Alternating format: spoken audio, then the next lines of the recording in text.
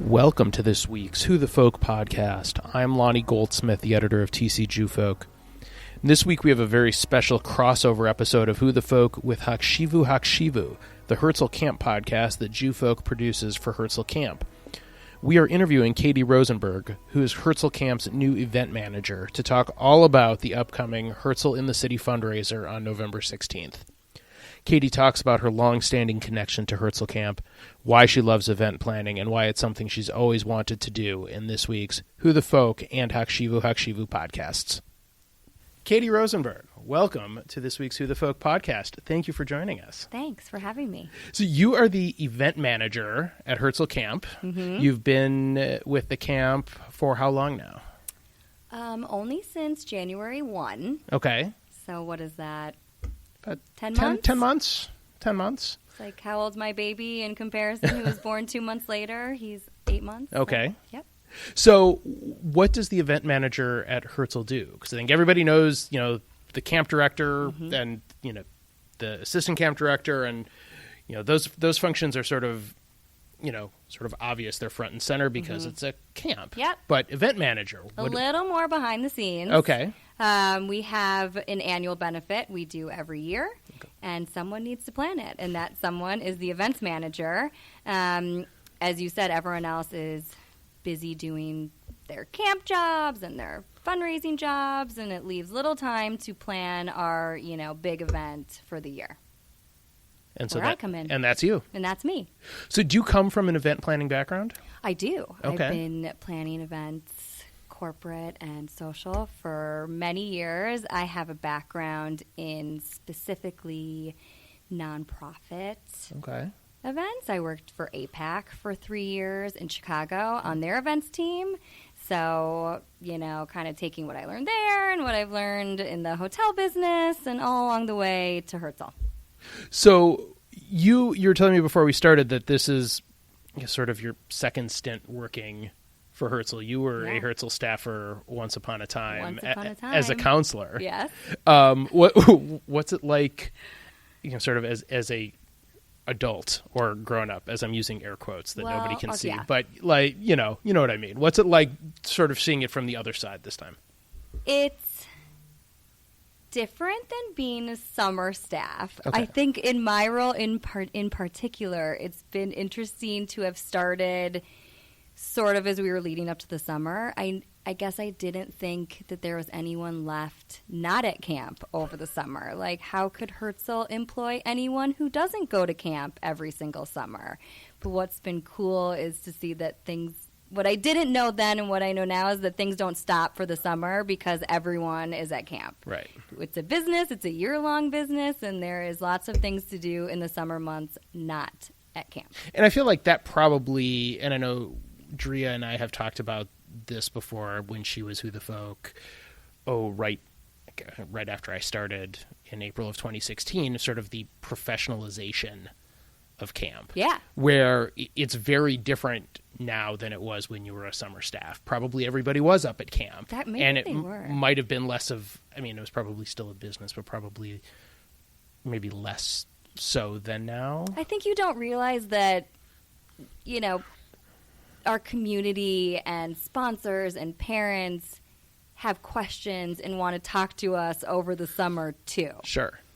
So their life doesn't stop just because it's summer. So our, local office life can't stop either. And frankly, I've been planning the event all summer. So it was good. I had lots of time to the office, a little quieter, get a lot done. Yes. But now that camp is over, it's good to have our summer staff back. The whole team is there. I need some help. And now the holidays are done, so the office is back open. Bustling, 5 days, I would say. and hopping. Yes. So, we've sort of talked around the event. What is this year's Herzl Music in the City? This year's, it's Herzl in the City. Okay. We are rebranding to Herzl in the City. While it is still music focused, with a cover band being our entertainment this year, it's more of a night to celebrate all of camp's accomplishments, the support coming from our community, it'll be fun to announce the amount of money we've raised, all that goes towards helping kids get to camp, helping camp improvements. So it's really a celebration of camp. on November 16th. It'll be eating, drinking, dancing, music. There's a fun raffle. You can, win a camp an experience for your favorite camper. Oh. Yeah. Big time stuff. That's pretty game priority for the week, I think, is going to be our big winner, hopefully.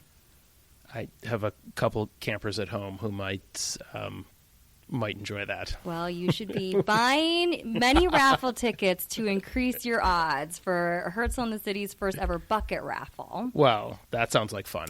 It's going to be fun. It's going to be a fun night. We have a fireside lounge outside with some fire pits and some hot beverages, and it's just going to be very campy. Very campy, but for adults, I would say. That's awesome. An adult party, again, celebrating camp. So over the years, and I know these sort of predate your coming to camp, and I think possibly you're being back in Minnesota. You mentioned being in Chicago working for APAC, but the benefit had been done as a concert up at camp at the Merkaz, and this is the third year that it's been in the city. Is that third year, fourth year? I think it's the third year it's been, because they went back and forth at camp, in the city, at camp, in the city, and then it was in the city, I think, for 2 years after that. So I think logistically it's got to be hard to have something like that at camp, especially outside. You're so weather dependent. It all has to break right for you. As an events manager, I don't like planning things outside because, agreed, very weather dependent. I hesitantly planned for this fireside lounge outside because, as we mentioned, our event is mid-November. Yeah. And so I'm fingers crossed for no snow, but I went ahead anyways with a heated tent. So come one, come all outside to our heated tent. But yes, it's logistically challenging to do it at camp because we want it to be big and fun. And, also what I will say now is camp is getting into the rental business. Perhaps you've heard. I have a little bit, yes. We had our first ever wedding over the summer at camp. So I think as our rental business increases, we may be able to find our way back to camp for a benefit or two. I don't know. You're not. I'm not making no promises. All right. Maybe sounded like strike that from the record. No, we're not. It sounded like you were getting ready to announce something really cool. No, not announcing, but I think as we move forward, it'll be easier to have our own events at camp as we do more of other people's events at camp and become experts in being able to handle that. Sure. And, Webster is sort of in the middle of nowhere. So it's like far but close. Right, but it requires bringing everything needed. Correct. From down here in the Twin Cities. Correct. Tables, chairs, toilet paper. Literally everything. Literally everything. Literally everything. So it's, a bigger undertaking, I would say, to do it at camp.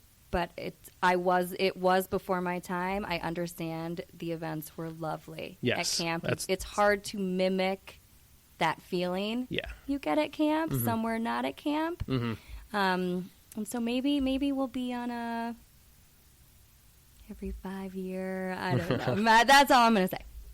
I will say no more. Okay, fair enough. So, as somebody who's done been an event planner for a long time, what to you is the best part of trying to pull off a big event, whether it's like a big annual fundraiser or maybe a smaller quarterly type event? What to you is the best part of pulling that off? Oh gosh. I mean, knowing that everyone had a good time.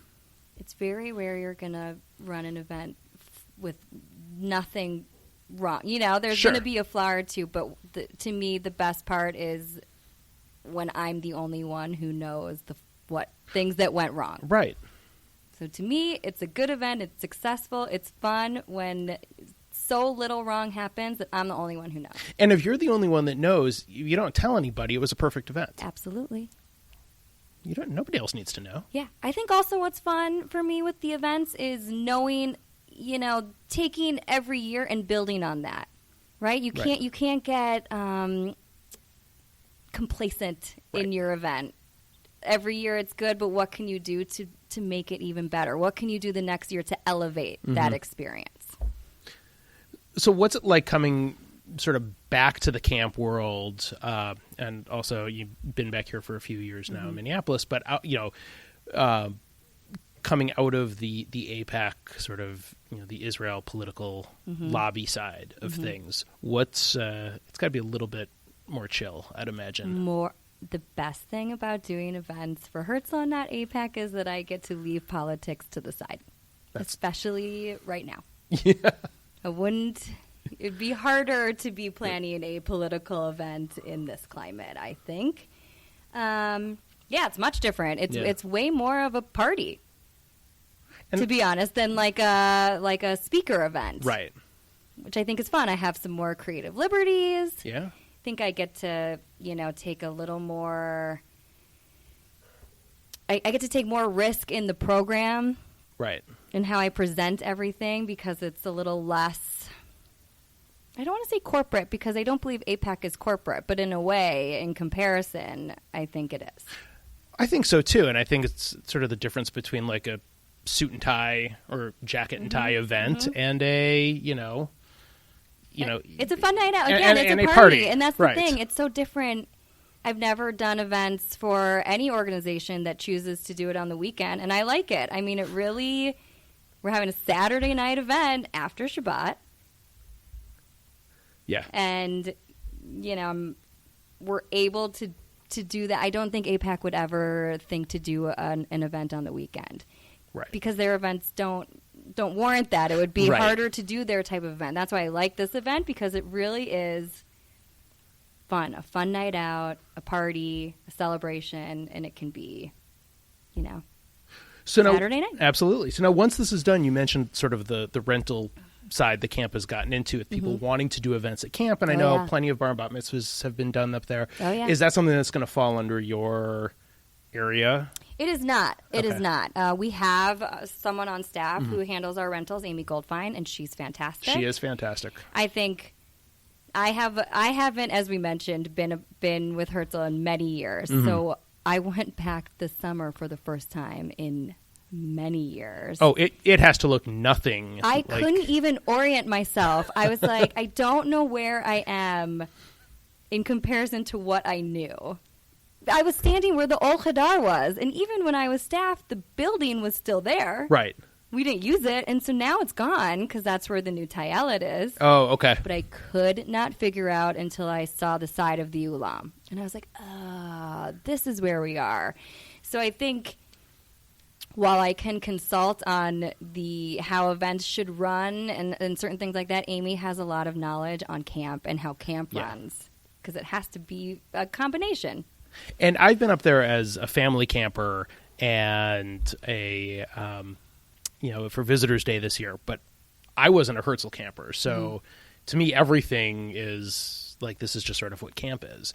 But even after this summer was the first time for a few summers that we had been back up there, and certainly with the new Tayelet and waterfront, I had a very hard time picturing where it was trying to watch the Facebook video until I was actually there. And I'm like, oh, okay, now I get it. Yeah. So I can only imagine what it's like for you, where the Ulam is the only building left standing from when probably I think, with the exception of maybe some of the cabins. New Chadar was there when I was staff. Okay. Not as a camper, Okay. but my one summer on staff, it might have been the first or second summer that the Chadar exists, the new Chadar, which they call, I think, not even Chadar, isn't it? The Beit Chai. Yes.